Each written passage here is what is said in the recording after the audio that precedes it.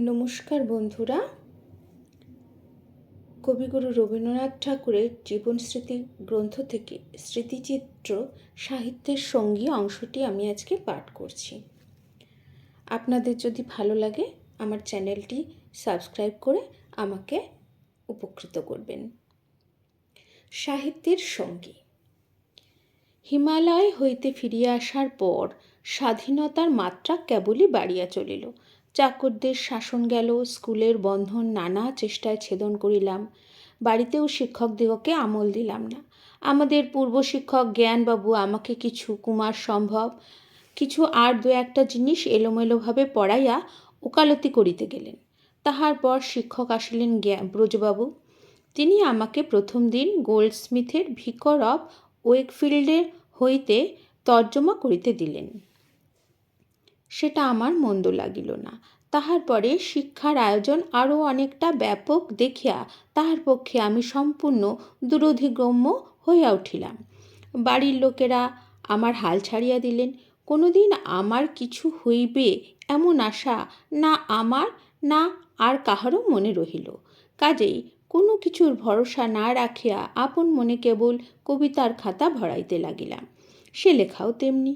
মনের মধ্যে আর কিছু নাই, কেবল তপ্ত বাষ্প আছে। সেই বাষ্প ভরা বুদ্বুদ রাশি, সেই আবেগের ফেনিলতা অলস কল্পনার আবর্তের টানে পাক খাইয়া নিরর্থকভাবে ঘুরিতে লাগিল। তাহার মধ্যে কোনো রূপের সৃষ্টি নাই, কেবল গতির চাঞ্চল্য আছে। কেবল টকবক করিয়া ফুটিয়া ফুটিয়া ওঠা, ফাটিয়া ফাটিয়া পড়া। তাহার মধ্যে বস্তু যাহা কিছু ছিল তাহা আমার নহে, সে অন্য কবিদের অনুকরণ। উহার মধ্যে আমার যেটুকু সে কেবল একটি অশান্তি, ভিতরকার একটা দুরন্ত আক্ষেপ। যখন শক্তির পরিণতি হয় নাই অথচ বেগ জন্মে আছে, তখন সে একটা ভারী অন্ধ আন্দোলনের অবস্থা। সাহিত্যে বৌঠাকুরনের প্রবল অনুরাগ ছিল। বাংলা বই তিনি যে পড়িতেন কেবল সময় কাটাইবার জন্য তাহা নহে, তাহা যথার্থই তিনি সমস্ত মন দিয়া উপভোগ করিতেন। তাহার সাহিত্য চর্চায় আমি অংশী ছিলাম। স্বপ্নপ্রয়াণ কাব্যের উপর তাহার গভীর শ্রদ্ধা ও প্রীতি ছিল। আমারও ওই কাব্য খুব ভালো লাগিত। বিশেষত আমরা এই কাব্যের রচনা ও আলোচনার হাওয়ার মধ্যেই ছিলাম। তাই ইহার সৌন্দর্য সহজেই আমার হৃদয়ের তন্তুতে তন্তুতে জড়িত হইয়া গিয়াছিল। কিন্তু এই কাব্য আমার অনুকরণের অতীত ছিল। কখনো মনেও হয় নাই এরকম কিছু একটা আমি লিখিয়া তুলিব।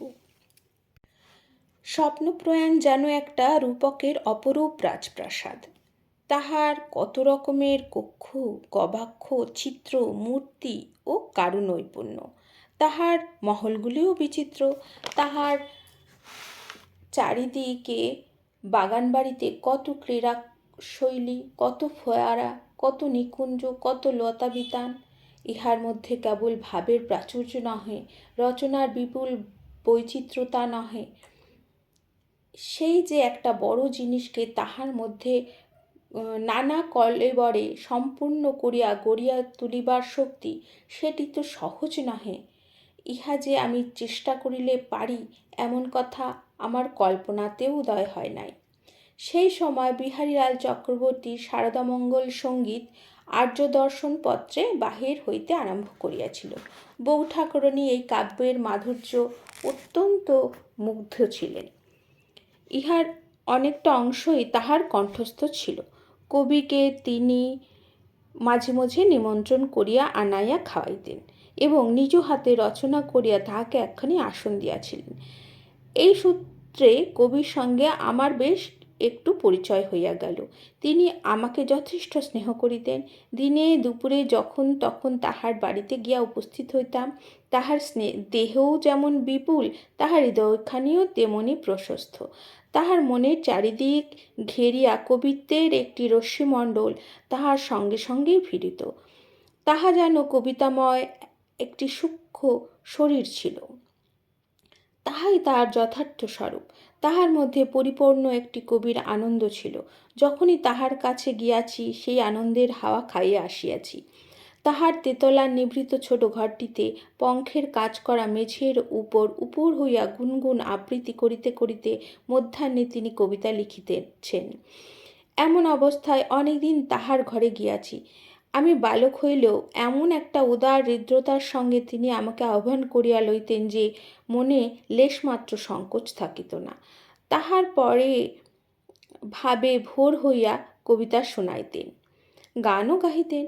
গলায় যে তাহার খুব বেশি সুর ছিল তাহা নহে, একেবারে বেশিরও তিনি ছিলেন না।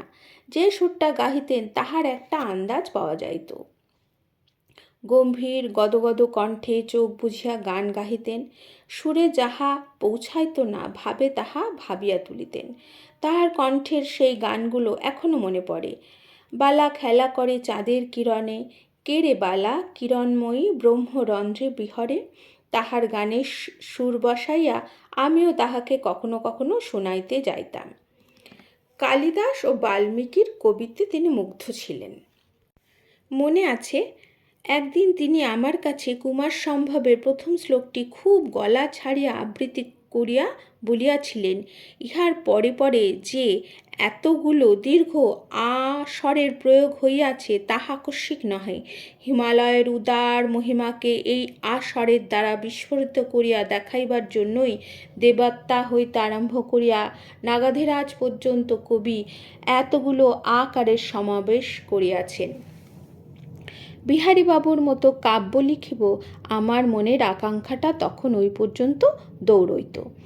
হয়তো কোনো দিন বা মনে করিয়া বসিতে পারিতাম যে তাহার মতো কাব্য লিখিতেছি, কিন্তু এই গর্ব উপভোগের প্রধান ব্যাঘাত ছিলেন বিহারী কবির ভক্ত পাঠিকাটি। তিনি সর্বদাই আমাকে এই কথাটি স্মরণ করাইয়া রাখিতেন যে মন্দ কবি যশপ্রার্থী। আমি গমিষ্যামো উপহাসাতাম। আমার অহংকারকে প্রশ্রয় দিলে তাহাকে দমন করা দুরূহ হইবে, একথা তিনি নিশ্চয় বুঝিতেন। তাই কেবল কবিতা সম্বন্ধ নহে, আমার গানের কণ্ঠ সম্বন্ধেও তিনি আমাকে কোনো মতে প্রশংসা করিতে চাহিতেন না। আর দুই একজনের সঙ্গে তুলনা করিয়া বলিতেন, তাহাদের গলা কেমন মিষ্ট। আমারও মনে এই ধারণা বদ্ধমূল হইয়া গিয়াছিল যে আমার গলায় যথোচিত মিষ্টতা নাই। কবিত্ব শক্তি সম্বন্ধেও আমার মনটা যথেষ্ট দমিয়া গিয়াছিল বটে, কিন্তু আত্মসম্মান লাভের পক্ষে আমার এই একটি মাত্র ক্ষেত্র অবশিষ্ট ছিল। কাজেই কাহারও কথায় আশা ছাড়িয়া দেওয়া চলে না। তাছাড়া ভিতরে ভারী একটা দুরন্ত তাগিদ ছিল, তাহাকে থামাইয়া রাখা কাহারও সাধ্যায়ত্ত ছিল না।